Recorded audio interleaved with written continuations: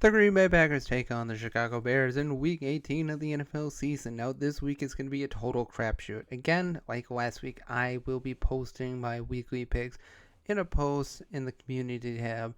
I'm not going to make a video because apparently YouTube doesn't show it around to give views, so I'm just not even going to bother. But so at least one person liked the post last week, so maybe I can get some more this week. But the Packers are the 7th seed. It's been a rough week for the Packers for sure. Yes, they nearly beat the Vikings, but at the same time, they got beat down. No honest Packers fan can say that the Packers played well in that game. They didn't. The Vikings were the better team, and they beat us down. But now we're playing against the Bears. And yes, the Bears nearly beat us a month ago. But let's be honest, that Bears team has descended downhill a lot. I mean, the last couple of weeks, the Bears have been absolutely putrid to watch. Pathetic, even.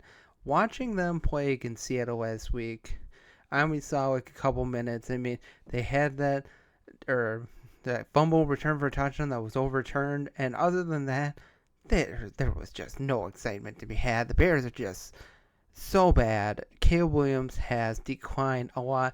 And yes, you still might say that Caleb Williams does have a future in the league, and sure he does. But let's be honest, he cannot get over the things that hinder him in the NFL. He still holds on the ball way too long. But when you look at the stats, when he gets rid of the ball fast, he's like number 1 in the league. Like, get rid of the ball. And he's just been taking sacks left and right. Some of it is on him for sure, but that offensive line is putrid. I mean, I remember early on in the season, and I predicted the Bears to finish last, and people were giving me crap like, oh, our offensive line is so much better. It's improved. Yeah. Your offensive line sure improved in the negative way because, man, this offensive line is just awful. DeAndre Swift is a decent running back, but most of the time he doesn't have any room to really run. He had a couple of games here and there this year, but not much to be said. But before we get into it, let me know what you think down in the comments below. Let me know what your thoughts are on for this week. Like, share, subscribe, comment, and all that above.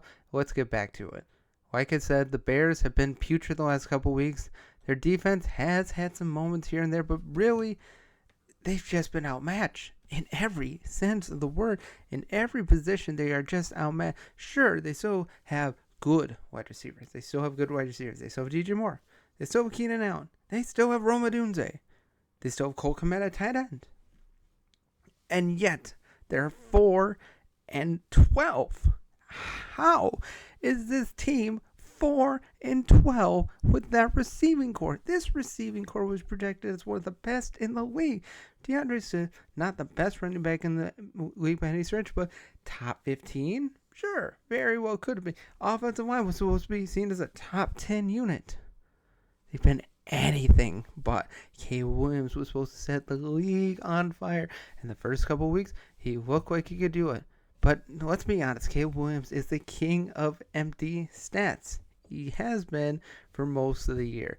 I mean, sure, he's got a couple wins under his belt, but ever since that game against the Jaguars, it's just been complete straight down. There's like no slow decline. It's just straight down, and it's just not going to get any better.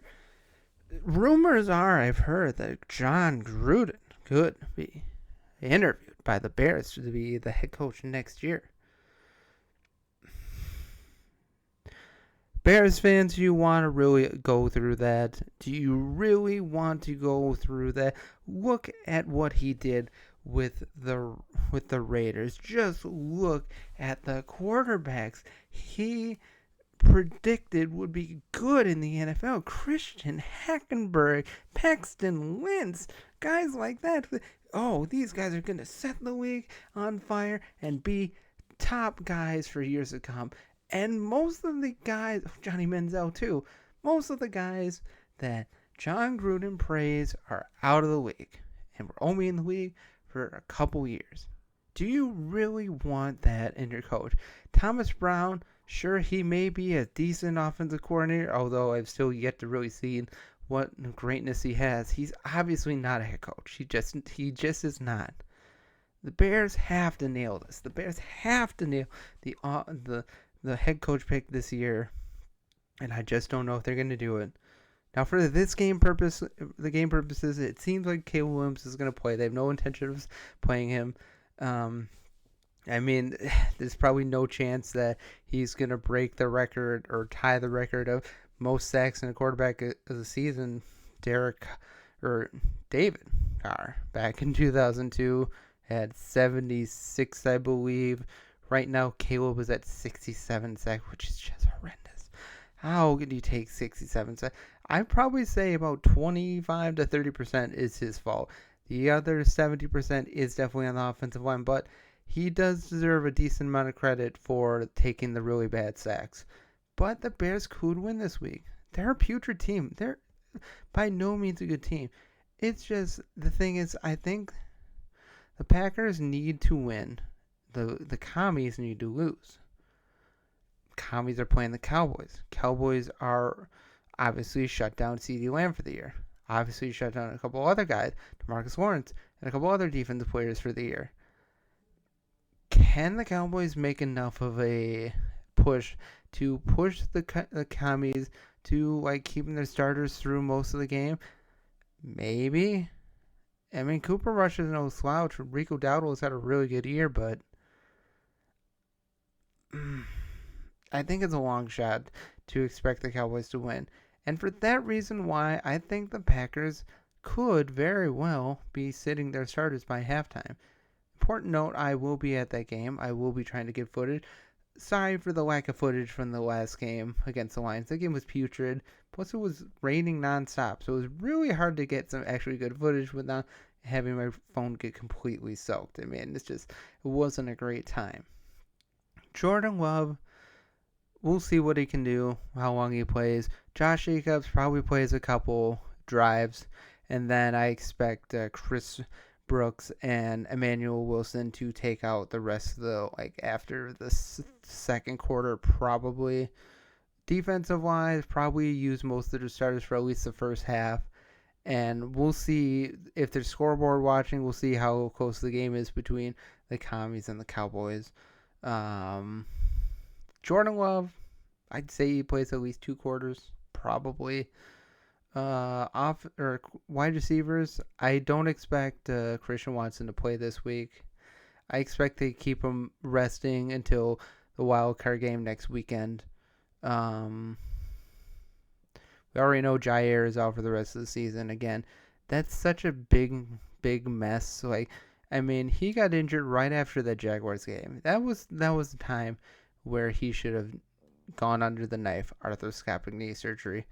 Why they took so long for him to go, for the last 3 weeks, they've been saying Jair's going to play, he's going to play, and then he just doesn't. And always the answer is he just has no speed. Well, if he has no speed, why is he not getting the surgery now? I don't understand. I don't understand these things. I'm not a coach. I've never been on the sideline of a professional football team for sure. But I gotta be honest. Why? Why did it take so long for them to go? Good news for the Packers. Rashawn Gary, Josh Jacobs, and Xavier McKinney have both been named to the Pro Bowl, which is really cool. All those Packer fans, myself included, have been kind of ragging on Rashawn Gary, but somebody must have seen something in Rashawn Gary because the numbers don't stand up. But, apparently coaches see what a lot of us fans don't. So, give them credit. The Packers should win this game. Absolutely.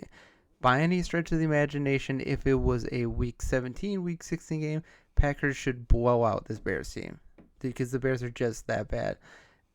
I just give the Bears a little bit of a chance of a win because I just cannot say for sure how long the Packers starters will go for the full game.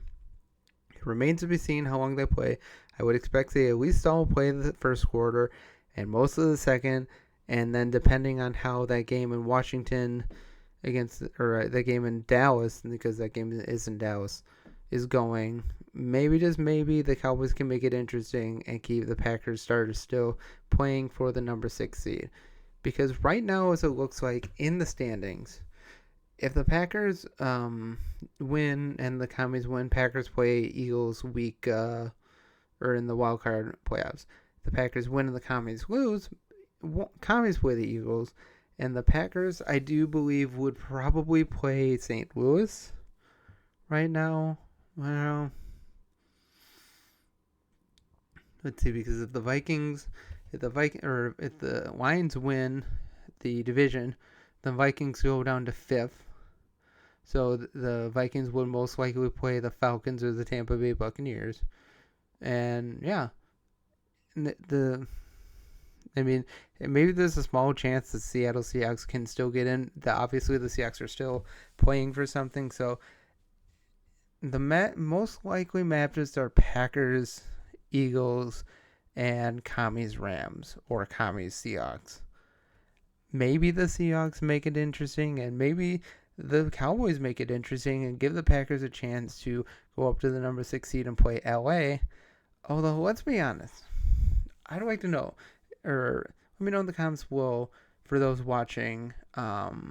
If you're a Packers fan, would you rather play the Eagles next week or the Rams? I had to be honest. I think I'd rather play the Eagles. I'm going to tell you why. Because the Packers played pretty well against the Eagles week 1. Sure, Saquon Barkley didn't get to where he is now, for sure. And their defense is definitely a lot better than they were in week 1. I just had this feeling that the Packers have a revenge factor there. And yeah, I know the Packers haven't been playing well, but part of me just believes the Eagles aren't for real. Part of me really believes the Eagles aren't for real. That Jalen Hurts is still a great quarterback. Saquon Barkley is obviously still one of the best running backs in the league, but part of me thinks Saquon Barkley falls in the playoffs. Not gets hurt or anything, but just doesn't do as well as we think. Jalen Hurts probably has a pretty good game against the Packers, but part of me still thinks the Packers can hang on with them. Part of me still believes that the Packers can be able to score against the Eagles defense. And it's just, the Rams just look like a really good unit right now. Stafford has a history against the Packers, not in the playoffs, mind you. But overall, Stafford has been able to beat the Packers a decent amount of times. So, honestly, if I'm a Packers fan, I'm looking to just stay at the 7th seed and play the Eagles. But, if they play the Rams, I think the Packers can still beat the Rams. And then, I think the wild card, I think the Packers can definitely win that. We'll see what happens if they were to advance on to the divisional round. But let me know what you think down in the comments below. When it's all said and done, the Packers do beat the Bears this week, probably. Or at least they should beat the Bears. But if the Bears win, don't be surprised if that's the case. I know it would suck to lose that streak, but it's just because it's the Week 18 game, and anything can happen in Week 18. The Bears have nothing to play for, so what better time than for them to win against the Packers? Caleb Williams did really well against the Packers, but again, that Caleb Williams has gone downhill a lot. So let me know what you think down in the comments below. Have a great day, and as always, go Pack Go, and God bless.